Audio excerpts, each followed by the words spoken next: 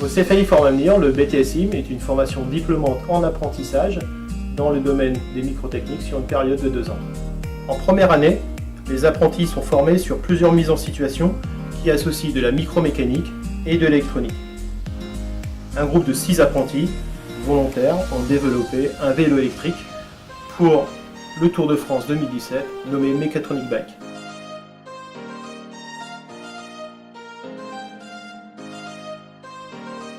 L'objectif de ce projet était de concevoir puis fabriquer le vélo du futur afin de le présenter lors d'une étape du Tour de France afin de mettre en avant nos formations, ainsi que l'alternance.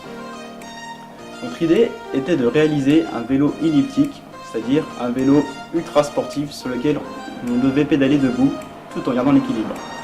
Nous avons fabriqué ce vélo en 2 mois, ce qui nous a permis de nous familiariser avec tous les moyens de production du CFAI. Ensuite, en deuxième année, par groupe de travail, les apprentis développent un projet microtechnique pour l'examen.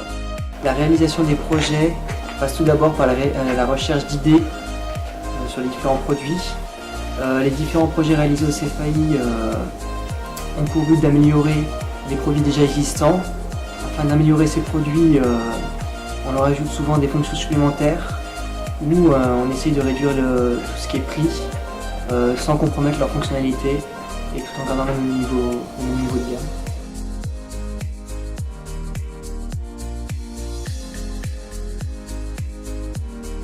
La conception du projet commence par des schémas réalisés à la main.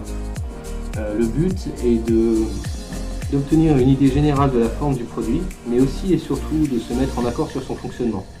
C'est un moment clé du projet, car les différents choix techniques que nous allons réaliser permettront ou non le fonctionnement du produit.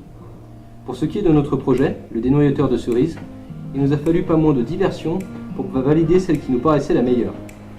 Suite à ce travail, il faut réaliser la conception complète du produit en intégrant tous les composants électroniques ainsi que les pièces mécaniques afin de valider et d'argumenter le fonctionnement et le choix technique lors du premier oral de février. La validation de la conception du produit est une partie importante du projet, mais elle est inutile si la partie électronique n'est pas opérationnelle. La validation de la partie électronique de mon projet, le tueur de guêpes, s'est faite en plusieurs étapes. Tout d'abord, grâce au schéma de fonctionnement du produit, nous avons choisi les différents composants électroniques que nous avons intégrés. Ensuite, sur une platine de test, nous avons tablé ces différents composants afin de réaliser le fonctionnement général de notre partie électronique. Enfin, nous avons fabriqué cette carte électronique en version miniaturisée pour qu'elle s'intègre facilement dans le produit.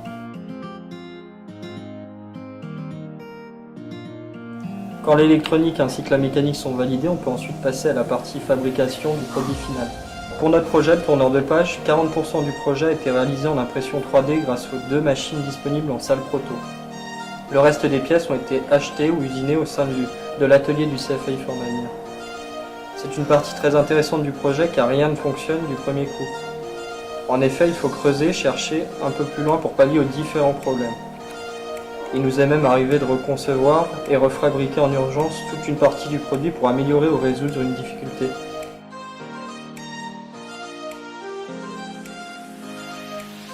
Une fois toutes les pièces fabriquées, le moment est venu d'assembler le produit et de le tester. C'est un moment assez stressant car c'est la finalité de 9 mois de travail sur notre projet, le semeur automatique.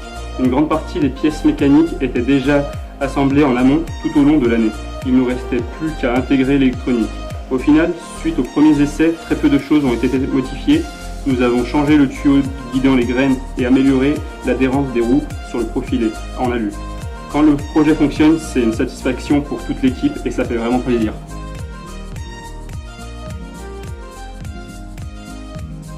La conception mécanique et l'intégration électronique de leur projet est une première étape. Chaque apprenti doit choisir un composant, intégrant le produit, et envisager une industrialisation.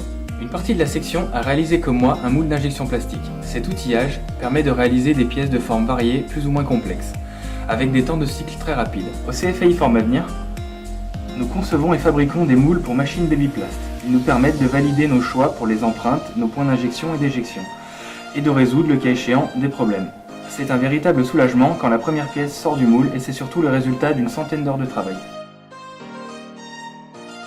De mon côté, j'ai choisi de réaliser un outil découpe car je suis dans une société spécialisée dans ce domaine. C'était une façon pour moi de mettre en avant mes connaissances techniques que j'ai développées pendant ma première année de BTS. J'ai réalisé un outil assez complexe qui réalise 3 plis sur une pièce en inox. Un outil de découpe de ce type représente environ une semaine de conception pour environ 2 semaines de fabrication et 2 jours d'assemblage et de mise au point. J'ai choisi de réaliser un montage d'usinage. L'objectif est d'usiner une pièce brute qui a préalablement été réalisée en fonderie. C'est très intéressant car la fonderie n'est pas un domaine très connu de la vallée de l'Arve. Et nous avons la chance d'avoir les outils pour réaliser ce type de pièce au CFAI Forme Avenir. Ce type d'outillage est vraiment très intéressant car il demande une réelle étude de la pièce de fonderie. Le montage d'usinage est environ 1 mois et demi de travail avec comme résultat un apport de connaissances dans de multiples domaines.